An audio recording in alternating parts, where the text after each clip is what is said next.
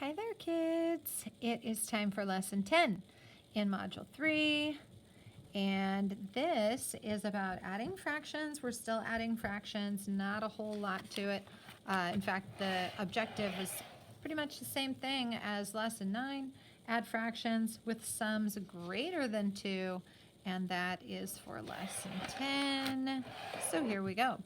Now, the book will suggest using a number line a little bit here and there to help you, so you can. I don't actually find it all that helpful. It just seems like it's a whole bunch more work, and having kids try to make number lines is like not always the best or most accurate tool. So if it does help you, feel free to use it. Let me just show you how I'm going to be doing these today in the lesson. So for example, we'll take a sample problem like 2 4/5 plus 1 1/2, which you can barely see through all my crisscross because we're done with it things. So the strategy here is to take the whole numbers and put them together first. And so when I was learning how to add and subtract fractions, we would always take the mixed numbers and make them improper fractions first. So everything is all totaled up together, and then everything is all totaled up together. But what happens is you end up with these super huge numbers, and it's not very practical, and that's why I didn't like math, was because it was really a lot of work. So this is supposed to make things a whole lot easier for you, and I definitely do it this way all the time now that I'm a grown-up and I know what I'm doing. So take those whole numbers, separate that whole number out, write it, and be done with it. Now, we're going to move on and only work with the fractions. So take your 4/5 and your 1/2. The problem here being, of course, they need to have a common denominator. So we're going to change these to the same denominator by, and again, everything's moving quickly. We're going to use mental math to work with the opposite denominator or find the lowest common denominator by skip counting. So I will show you that on the next problem. But for this one, the strategy has been look at the opposite one, multiply, and get your denominator. So we have tenths here, and then this is our scale factor. So 2 times 4 is 8. That's where that comes from. And this is the scale factor for this one. So 5 times 1 is 5, and that's where that comes from. So now we take this 3. Here's our whole number. Copy it. Now we have to add the numerators. So 8 plus 5, you get 13. Now don't forget about this guy. You know why it's circled in red? Because people will forget about it. So don't forget about it while we work on the 8 plus 5. This is an improper fraction. And so a couple schools of thought here. This is how the book does it. The teacher's edition will suggest taking the 13 tenths, making it 10 tenths and 3 tenths. I've always been taught, don't waste your time drawing this fraction, just call it a 1 3 tenths. So take 13 tenths, call it 1 3 tenths, add it to the 3 to get 4 3 tenths. You can really do what you like. If you want to put 10 tenths plus 3 tenths to understand where the 1 3 tenths comes from, if you need to see it written with this whole number 1 fraction or a fraction equal to 1, you can do it, or you can just make the 1. Okay, another warm-up problem. 2 2/3 plus 5 2/5.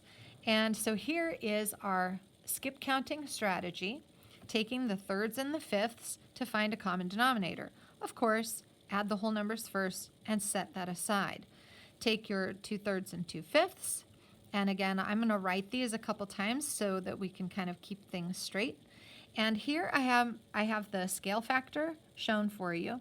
The scale factor is going to be this number up on top that you're multiplying by. Okay, so 3 times 1 is 3, or 5 times 1 is 5. So the scale factor can be up here. Scale factor. And then this would be times 2 for both and times 3. And then they get a little bit out of alignment, but we already found our common denominator. So I need to get 15ths, and how I get it is by multiplying or skip counting. So this is the scale factor for thirds, 5 is, and then 3 is the scale factor for fifths right here. And so now you have your common denominator. So combining, after you get your equivalent fractions, so 10 15ths plus 6 15ths, I get 16 15ths. And again, this is equal to 1 1/15. How do I know? Because 15 15ths is equal to 1. and then you have 1/15 extra. Put that together with what you had. Remember, I haven't talked about the 7 in a while, and that's where kids will forget it. So don't forget that big whole number from the beginning. So those are really the notes. There are more sample problems in the teacher's edition, which is pretty much available online, but we'll jump right into the rest of the work and get started. Okay, and as always, you can separate things nicely and give yourself some boxes to work in, and it will keep your work neat. So first things first, what's the easiest? That's right, add those whole numbers. Put that aside, leave the 3 alone. Don't forget, we're still adding 1/4 and 1/5. Now, I'm just doing one step at a time. I'm not changing these just yet because I already did an addition thing, and then I'm just going to leave it there. But I do need to get a common denominator. So I'm going to set it all up, okay? Now, if I was going to find a common denominator and I wasn't quite sure what to do, I would skip count. 5, 10, 15, 20. And I want to find a multiple of the other number that happens to be a multiple of this first number. Now I know 20 is there anything lower? So you can skip count. 8, 12, 16, 20. Nope. And so then we've done the work, and now we know that 20 is the lowest common denominator. Okay, so put that in, and then remember, we're going to change fourths into 20ths, 4 into 20. How many is our scale factor? So this is 1, 2, 3, 4, 5. So 5 is our scale factor. 4 times 5 is 20, so 5 times 1 is 5. And since this one, and it's just like the area models where you lay those fraction pieces over for the crisscrossing. Okay, so if I have fourths on top of fifths to make 20ths, then I have 4 times 1 for 4. Now this right here, carry that 3 down. Add up your numerators. Do not add the denominators. That's our label. 20ths is our label. And we have 3 and 9/20ths, which is really just our final answer. There's nothing we can do to simplify it. We can't reduce it in any way, so we'll move on. First things first, add those whole numbers. Copy your next fractions, and now we can think about the next step. Look, fourths and fifths again. We already know we've done the work, so we know that 20ths are the common denominator. So copy that and set up a new common denominator, 20ths. We know that the other number is the scale factors. So now we have something other than 1s on top. We've got a 3 and a 2. So again, keep this. I noticed that students were kind of mixing up the order, and that will really mess you up when you get into subtraction. So this fraction right here needs to stay equivalent to this one. So how can I make sure my thirds are changing at the same rate? Because remember, this is a ratio. Remember, if 4 times 5 is 20, this has to be times 5. So 3 times 5 is 15. It all stays in the same line, okay? If this one is changing from fifths to 20ths, then it's the scale factor is 4. So 4 times 2 is 8. This one has to be equivalent to this fraction. Keep them in order. It'll help you. Now, bring down the 3. Add up your 15 plus 8. When you add those two, you get 23. And right now, I have a new problem.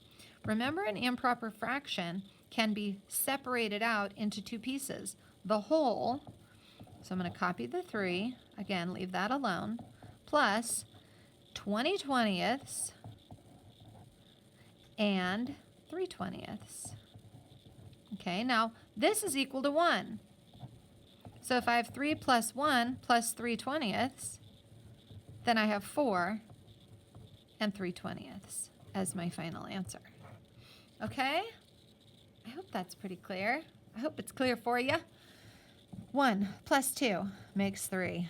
We love those. 1/5 and 1/3. These aren't too hard, right? Now between 5 and 3, you should know what the lowest common denominator is, and if you multiply them, you'll get what? 15. And again, we have 1s on top. They're starting nice and easy. So 3 times 1 is 3. 5 times 1 is 5. Add these two together, and we get 3 and 8/15. And when I put these together, I'm thinking about, can I simplify anything? Well, if it was, oops, I was just thinking that.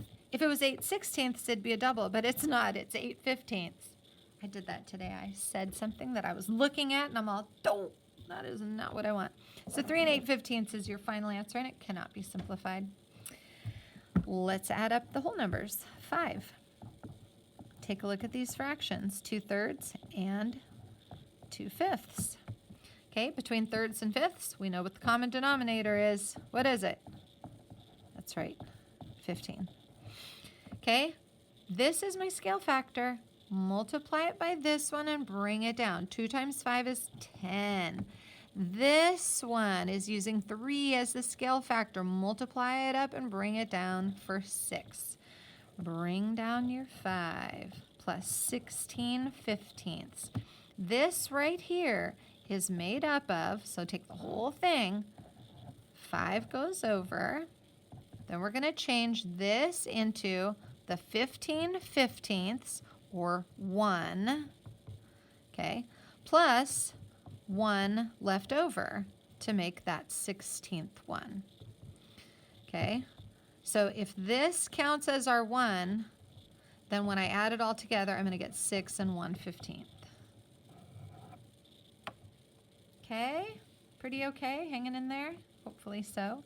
They get a little bit bigger as we go on. 3 plus 4 is what? 7. Write your fractions that we're going to change. Okay, and we've got 3 and 7. Now, when you skip count by 3 and 7, they don't have a whole lot in common. You can lay it all out and skip count, but I know 7, 14, is that a multiple of 3? Nope. How about 21? Yeah. So it's just when I multiply these, so that'll be easy. It's our scale factor right there. So 21 is our common denominator because I'm multiplying these two. This fraction's going to change into how many 21sts? 7. This fraction is going to change into how many 21sts? 15. Add 15 and 7. Bring down the 7 first. Add 7 and 15. Get 22 21sts. This in itself is 1 and 1 21st. Here's me going back old school. I'm not taking the 21 21s. I'm just making it a 1. And 8 and 1 21st. Okay, I don't usually waste a whole lot of time putting this whole number fraction. The book likes to do it. I don't. I just go straight for the 1 and then put the leftover fraction. Seems easier, less writing. I prefer that. Take those whole numbers and add them up and get 7. 6/7 plus 2/3. Leave this alone.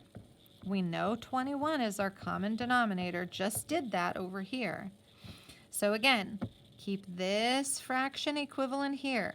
How many 21st? It's going to be 18. 3 times 7 is 21, and 3 times 6 is 18.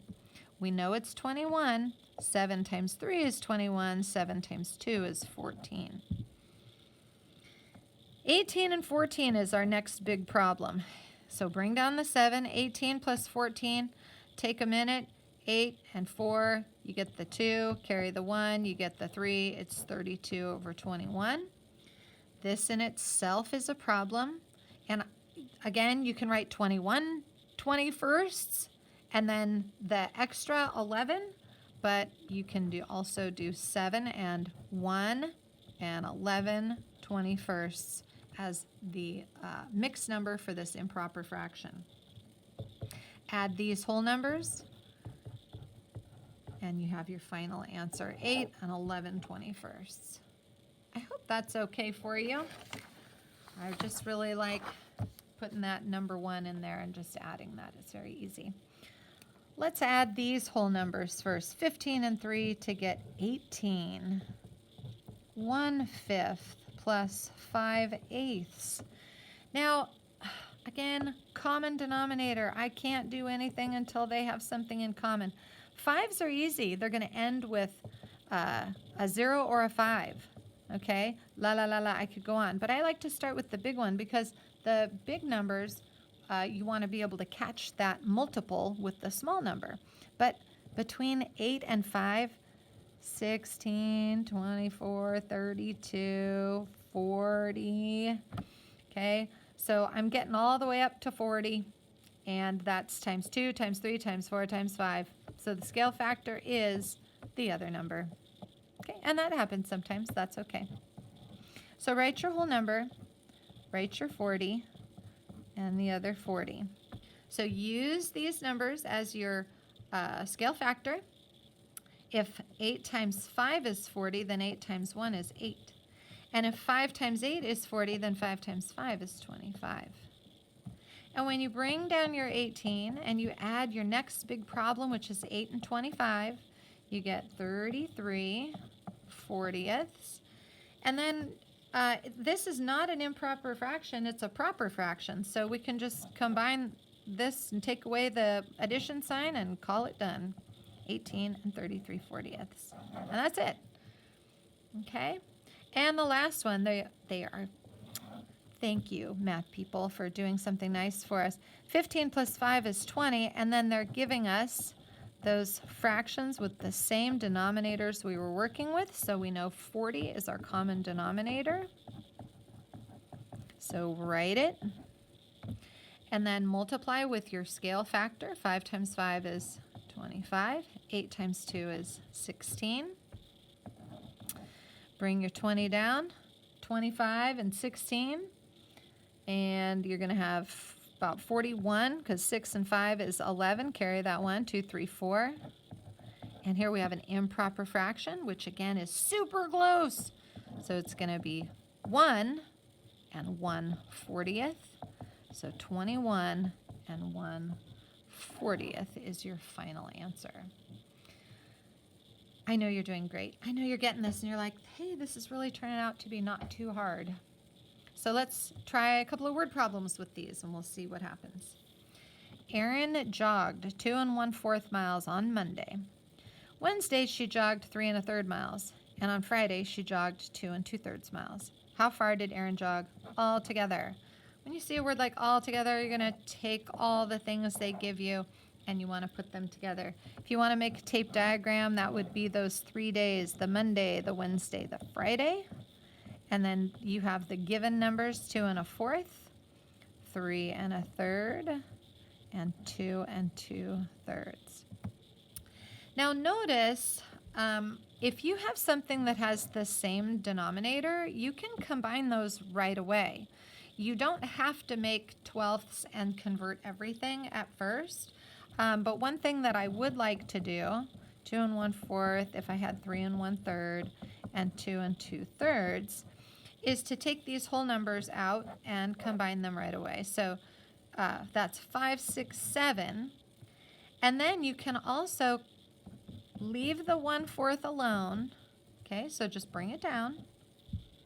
But then you can combine the 1/3 and the 2/3, and what do you get?